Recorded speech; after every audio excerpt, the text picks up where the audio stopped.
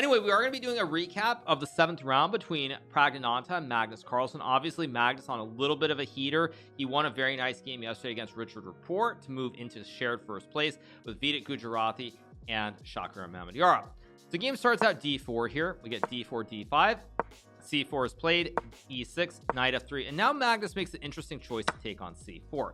Now it's worth noting that if Magnus wanted to play the Queen's Gambit accepted, he could have done it right away with pawn takes pawn. Now perhaps by playing this order, Magnus was a little bit afraid of e4 on move number 3, which is why he didn't do it immediately. Instead, he plays the move e6, knight f3 takes, and now here if white plays e4, it's a little bit different because black has played e6 and he can develop the bishop. So for example, a move like b5 for example makes sense, and after a4 there are a couple lines like c6 is fine here, and after takes b3 for example, black can play like bishop b7. Black can also play knight f6, and this extra tempo for the development of the bishop makes a huge difference versus the lines with e3 on move number 4, where as you'll notice after takes e4 you don't have the pawn on e6, so b5 a4 c6 takes and knight c3. It's very different here since e6 knight f3 aren't included, and black struggles to develop very quickly while having to deal with the weak pawns on the queen side. Queen b6 was seen in the game between Jan Christos Duda and Sergei Karyakin, so of course if you are interested in these variations you can find the recaps of those games. But anyway, back to the game. We have e6 knight f3, d takes c4 is played. Now we get e3 played here by Praggnanandhaa, a6, bishop c4, knight f6, castle c5. Very standard starting position for the Queen's Gambit accepted here. Black basically puts the pawns on a6 and e6. Maybe he plays b5, bishop b7. Maybe he goes knight c6 and takes, but very flexible position with many different possible setups. So here b3 is played by Praggnanandhaa, b6, and now bishop a3. White can also play bishop b2 as well, but bishop a3 is definitely a lot more challenging. So after bishop a3 we get knight bd7 from Magnus, pawn to d5 here played by Praggnanandhaa, pawn takes, bishop takes, rook to b8, and now bishop to b2. Black can definitely take the bishop on d5 here, but if you take the bishop on d5 after queen takes d5, you do potentially run into some trouble because you're struggling to develop your bishop on f8 here. You go bishop e7 for example, I can just take the pawn on g7, so you have some issues finishing this development on the king side. Therefore Magnus plays bishop e7 because he can always capture this bishop later on d5. The bishop for example, sure you can go back to c4, but I can always hit bishop with b5. Bishop c6, I can probably just go queen c7 or bishop b7 here. Bishop e7, knight to c3, and now Magnus castles. And here Praggnanandhaa plays queen c2. Very logical move. You move the queen out of the center of the board. You want to go maybe rook c1 and rook d1, maybe rook a d1, rook f e1. But at any rate, you're really not that worried about black capturing the bishop, because after knight takes, even though black is the bishop pair, you have a really strong knight in the center. For example, bishop b7, rook a d1, and white is doing extremely well in this position.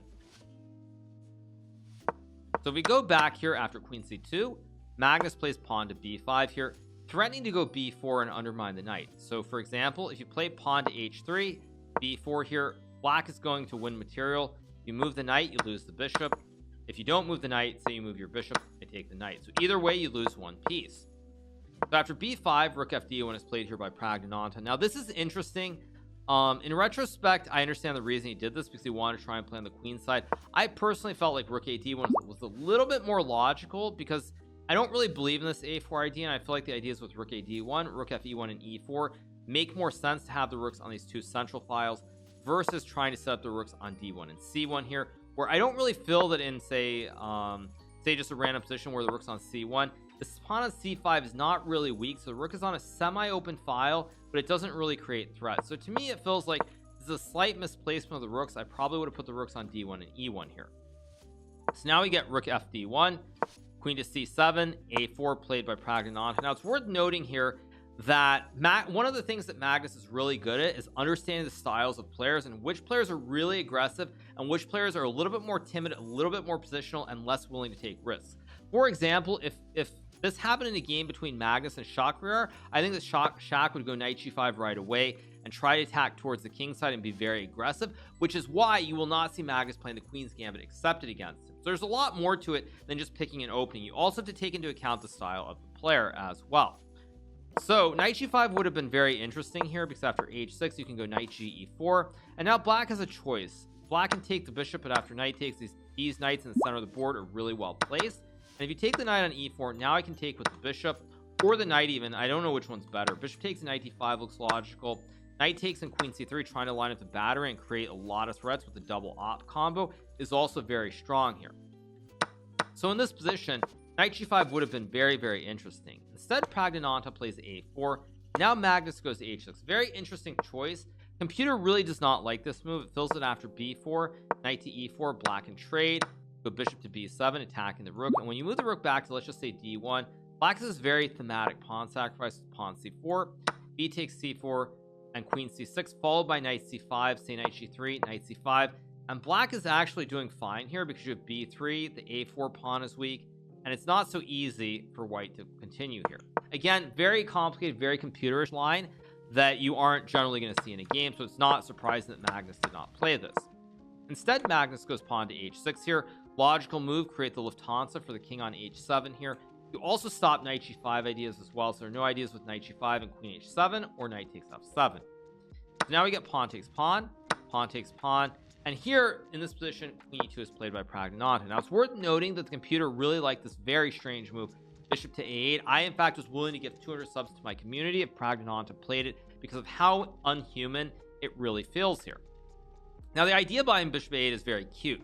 The point is that, let's say black plays rook e8, you can always go like knight d5 here. After knight takes, bishop takes, you have the great double op combo. You also have a wooden shield in the middle of the board here as well. And so this bishop on d5 and this bishop on b2 are very strong. Their ideas like even queen g6 maybe, and there are potentially a lot of threats, and it's very, very dynamic here. Again, not a human move, so you would not expect to be played. So queen e2 is played by Praggnanandhaa instead, attacking the pawn on b5. Magnus goes queen b6 to guard the pawn, and now we get e4. Now this move is still a move that the computers like, but for humans I feel that it's just a mistake objectively, because white's plan to continue trying to build and improve the position are not very logical. In this position here, what I would have played personally if I had the white pieces, I probably would have gone bishop to e4 here, and the idea being that, let's say black trades on e4, you can just take, maybe put the knight back on c3, maybe knight e5 as well. I know the computer's not a huge fan of it, but it feels like you get more of a simplified kind of position, which is easier to play than in the game, where after e4, rook to e8, now you're struggling a little bit. There's a lot of pressure towards the pawn at e4 here. Black can play b4 to undermine both the pawn and the bishop on d5, and it's hard to figure out how to play. So here queen d2 is played by Praggnanandhaa, and this is really the start of the game going away from him. Again, the computer says that after e5, bishop to f8, you have the very bizarre bishop a8, and white is still completely fine. Again, a very dank idea, not something that you expect humans to find, so you cannot be critical of Praggnanandhaa for not finding this. So instead he goes queen d2, and now after bishop f8, you can sort of tell that Magnus is getting his ideal setup. A lot of pressure on e4 here. You still have b4 ideas, long term even bishop b7, and there can be a lot of pressure here in the center towards the bishop on d5 and the pawn on e4. So after bishop f8 is played, Praggnanandhaa plays queen f4. Logical idea to try and put pressure on the pawn on f7 here. And now b4 is played by Magnus, and we get knight to a4. Now it's worth noting that in this position, there's a very dank idea here with the idea of bishop takes f7, king f7, knight to d5. And now after queen e6, you might think, wait, there's e5. I pin the knight, and I should win the game. But black actually has g5 here, counterattacking the queen. And in this position, you actually don't have any good moves with the queen. If you play queen f6, there's knight takes queen. If you move the queen away, I just trade the knights, and after knight b6, I fork the queen and the rook. However, after queen to e6, white can actually trade the knights. You cannot take with the knight because then you lose the rook on b8. And after g takes f6, white has the amazing move rook to a7. And you might on first glance think, wait, what's the big deal? Just rook b7, and I just trade the rooks. However, there's a very nasty checkmate pattern here with rook takes rook, bishop takes rook, rook takes d7, and now after queen takes d7, you go check, king g8, go queen h8 check, king f7. You do not check on f6 and make the repetition here. Instead, you play queen h7 check, king to e6, and you go queen g6. Important move, not queen f5, because then the king can start running to the queen side. Instead, you go queen g6 check, king to e7 only move, and now you have queen f6. Bishop guards the queen, and the king on e7 is actually just flat out checkmated. No squares that the king can move to. So as we go back here, if we get this position after rook a7, after king g8, the computer says black is better, but after queen g3, king h8, knight to h4, it's very, very complicated. You have an open king a little bit here. There's knight g6. Both the rooks are well placed. Queen on g3 is well placed. So every white piece is perfectly placed here. So there is a lot of counterplay, and I do think, once again, knowing the style of your opponent is really important, because I strongly suspect that if Magnus had been playing this position against someone like Dubov, for example, after b4, there's little doubt in my mind that Dubov would have sacked on f7, taken on f6, and played rook a7, and we would have had a wild battle between the two players. So this would have been very very interesting if this had occurred. Instead, Praggnanandhaa, again, a little bit too timid, perhaps giving Magnus too much respect. He plays knight a4, and we have a common saying in the game of chess, which is the knight on the rim is dim. And after knight a4, knight takes, rook takes, queen e6, you'll notice that the knight really is no good squares. The knight cannot jump back into the game. All the squares are covered. Bishop on b2 in the way, c3 hangs knight. Knight takes loses some material here. Knight b6 is also not possible. So this is a little bit worse. I should say that you can play knight takes c5, but even after knight takes c5, bishop takes c5, rook c5, after knight c5, queen b8, after, I believe, bishop to b7 here, black is a little bit better here, queen g3, f6, and you have these weaknesses on e4 and b3. So black is marginally better. Again, computer with deeper depths might think that white is okay, but it should be a little bit easier for black to play. So in this position, after queen to e6 here, Praggnanandhaa does not take the pawn. It's worth noting both players are getting a little bit low on time here. So instead he plays rook a d1, a very logical human move. Stack the rooks on the only open file on the board, and again, try to put pressure towards knight on d7 and maybe prevent this bishop on c8 from ever being developed. So after rook a d1, we get rook to a8 by Magnus, and now the position is really starting to fall apart for white, primarily because following the classic themes.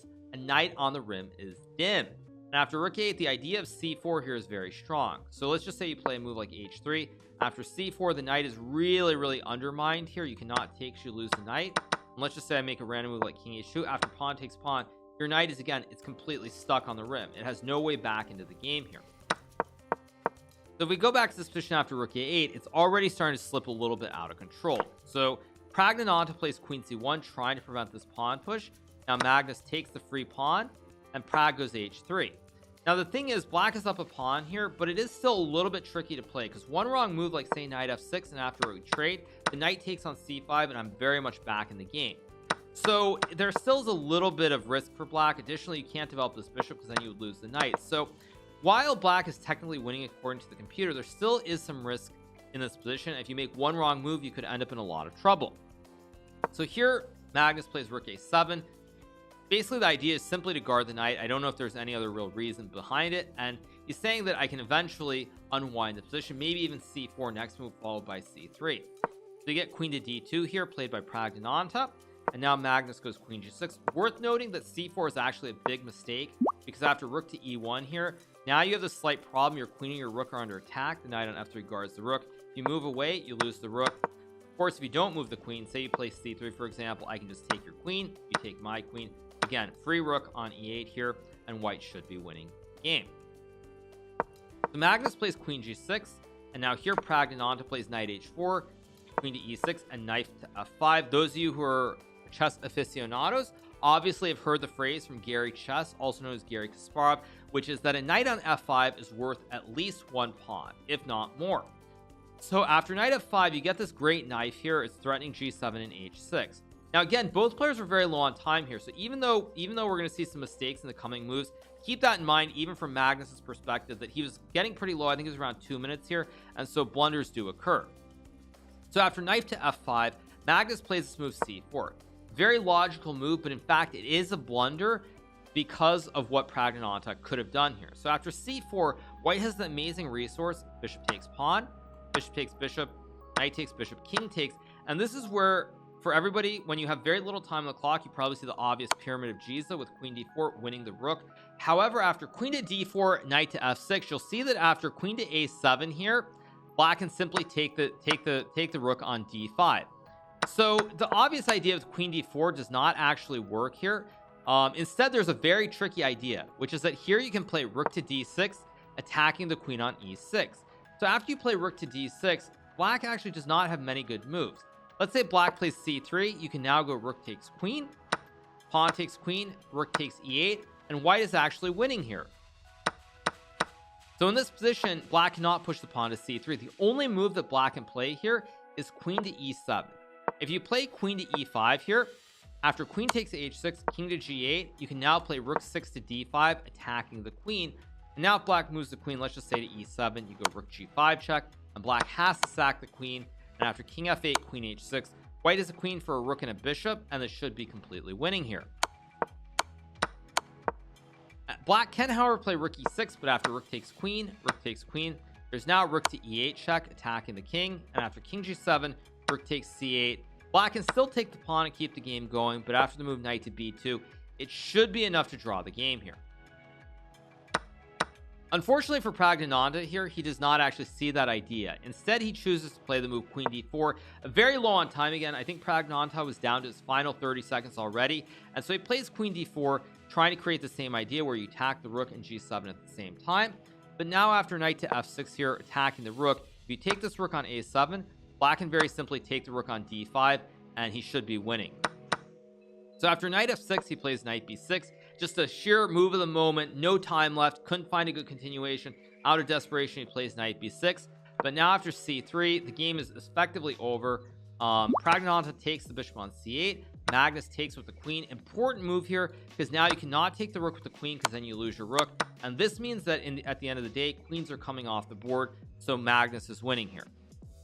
So we have queen takes queen, knight takes queen, knight takes a7 played by Praggnanandhaa, pawn takes bishop, rook to b1, and after rook to e2 here, Praggnanandhaa resigns in view of the fact that, let's say you play knight b5, black can go knight c3, attacking your rook. If you move the rook away, I make a queen and I win the game. Obviously, if you take the pawn, I take your rook here, and after you trade the knights, now I have this pawn which is moving down the board very fast. If you play like knight to d4, I go c2, take the pawn, I make a queen and win.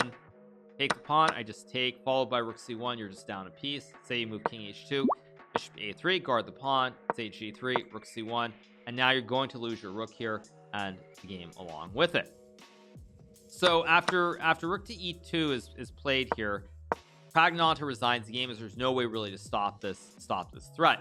And so a very important win for Magnus, and as I would say, it feels like a very smooth game overall. There were missed opportunities by Praggnanandhaa, but at the end of the day, one more thing that we look at the high level that a lot of people you cannot really see it from the outside without these recaps or this analysis, which is you need to know your opponent. It's not purely about playing the best move. You need to also play the opponent, understand their style, and what sort of positions they'll go for. Because I feel very strongly, as I said, if Magnus had played this opening against either Daniil Dubov or Shakhriar Mamedyarov, I feel very confident they would not have missed both these tactics. In fact, I think both of them would have played that tactic with bishop f7 earlier in the game. And I think both of them also would have found bishop g7 and knight g7. So at the end of the day, know your opponent. It's very, very important. All right, so yeah, maybe we should just recap then what's happening in Group A. Just take a look at the results. Okay, sure. So yeah, we see Magnus Carlsen beating Praggnanandhaa, winning with the black pieces. The game between Rapport and Mamedyarov ended in a pretty wild draw. Then Jordan beats Vidit with the white pieces. Yasipenko, Shankland draw. Duda lost with white to Fabiano Caruana. A draw between Niels Grandelius and Sergei Karyakin.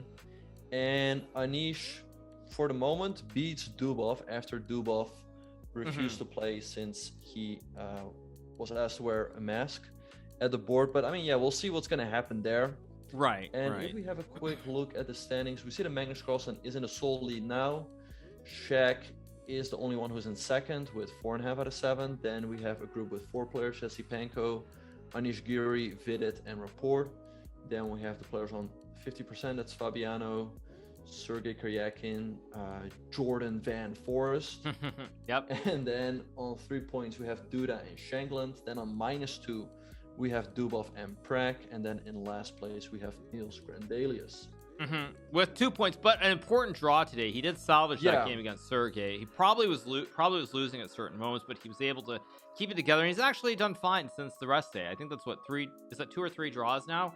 He hasn't lost a game since the first rest day, so he's kind of stabilized, which is great to see. So I mean, an exciting round. I think tomorrow. I mean, we're coming up on the Shaq match. I think at some point, right? Shaq and Magnus. I don't know when exactly they're playing, but that is coming up in the near future, and that's probably going to be the really the critical matchup, I think. That's probably the critical Yeah, matchup. so tomorrow Magnus is gonna play Sam with Black, and then they'll have a rest day, and then Magnus will play Shaq with the white piece. So if Magnus wins that game, he might already prematurely decide the tournament. Yeah, right, exactly. Right. I mean, I guess it depends. All the players who are on 4, like you have Richard, Vida, Giri, and Estepenko. Maybe one of them can jump up, but it's looking like a very good chance that Magnus will win the tournament. I guess the real question is, will he be able to win the tournament and gain a significant amount of points or not? That's really going to be the big question. Yeah. Assuming he wins a game or 2. I mean, obviously, if he doesn't win, we're still going to have a big fight until the very end. But it's looking pretty good for Magnus. I also feel like in general he's playing the best chess.